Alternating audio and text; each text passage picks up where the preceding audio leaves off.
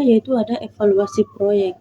Evaluasi proyek adalah proses penilaian terhadap berbagai aspek suatu proyek setelah pelaksanaan selesai atau dalam beberapa hal tertentu selama pelaksanaan. Ini mencakup penilaian terhadap pencapaian tujuan proyek, kinerja tim, penggunaan sumber daya, kelayakan finansial, dampak lingkungan, dan faktor-faktor lain yang relevan. Tujuannya adalah untuk mengevaluasi efektivitas, efisiensi proyek, serta memperoleh wawasan yang dapat digunakan untuk meningkatkan manajemen proyek di masa mendatang. Kemudian yang kedua yaitu ada rencana anggaran biaya atau RAB. Biasanya ini mencakup semua komponen biaya proyek seperti bahan material, upah tenaga kerja, peralatan, sewa, pengeluaran administrasi, dan biaya-biaya lainnya yang terkait dengan pelaksanaan proyek tersebut. Tahapan dalam proyek penyusunan RAB ini yang pertama yaitu pengumpulan data.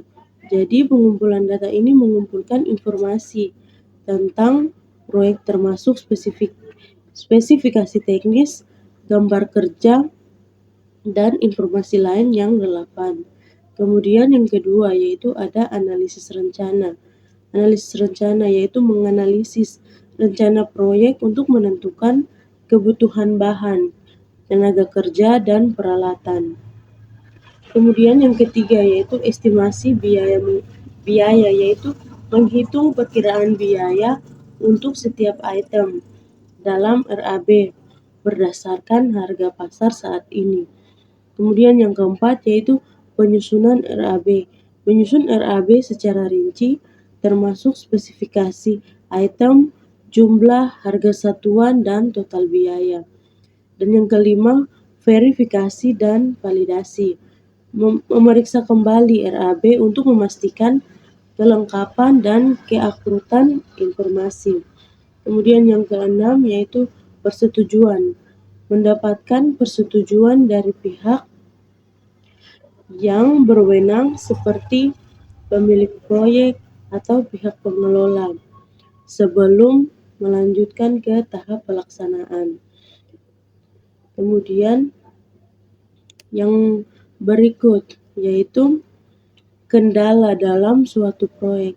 Jadi kendala dalam suatu proyek ini tuh bisa bermacam-macam, mulai dari keterbatasan anggaran, sumber daya yang tidak mencukupi, kemudian perubahan spesifikasi, konflik kepentingan antara pihak-pihak yang terlibat, hingga faktor eksternal seperti cuaca buruk atau peraturan yang berubah-ubah. Dengan menangani kendala ini mungkin memerlukan sedikit perencanaan yang lebih baik, komunikasi yang efektif, serta kemampuan untuk menyesuaikan diri dan menemukan solusi yang kreatif. Kemudian yang keempat yaitu manfaat dari evaluasi proyek, yaitu yang pertama penilaian kinerja, yaitu mengevaluasi sejauh mana proyek mencapai tujuan-tujuannya dalam kinerja, dalam melaksanakan proyek. Kemudian yang kedua yaitu pembelajaran, menyediakan kesempatan untuk mempelajari dan pengalaman proyek, baik dari keberhasilan maupun kegagalan, untuk meningkatkan praktik dan proses di masa depan. Kemudian yang ketiga yaitu peningkatan efisiensi, dengan mengidentifikasi area di mana efisiensi dapat ditingkatkan, seperti pengelolaan sumber daya atau proses pelaksanaan. Yang keempat yaitu pengambilan keputusan, memberikan data dan wawasan yang diperlukan untuk membuat keputusan yang lebih baik terkait dengan proyek-proyek mendatang. Kemudian yang kelima yaitu akuntabilitas.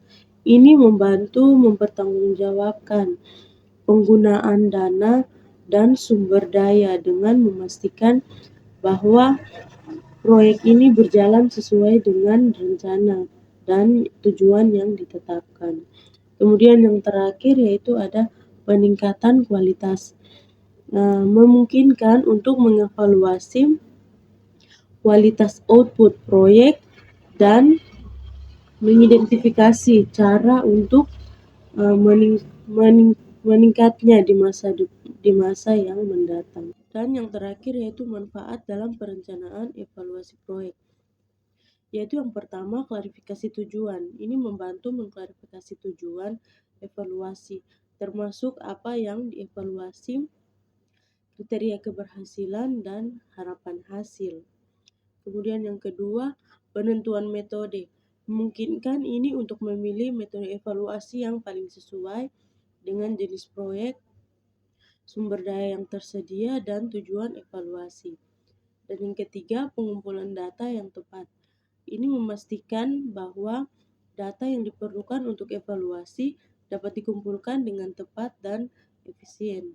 Kemudian yang keempat, yaitu identifikasi pemangku kepentingan, memperjelas siapa yang akan terlibat dalam proses evaluasi dan bagaimana mereka akan terlibat.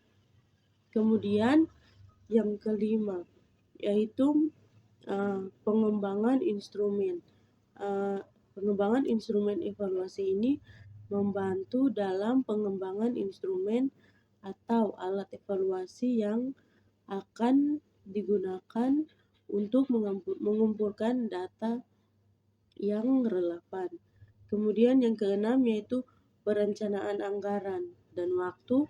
Ini membantu dalam perencanaan anggaran dan jadwal waktu untuk melaksanakan evaluasi dengan efisien.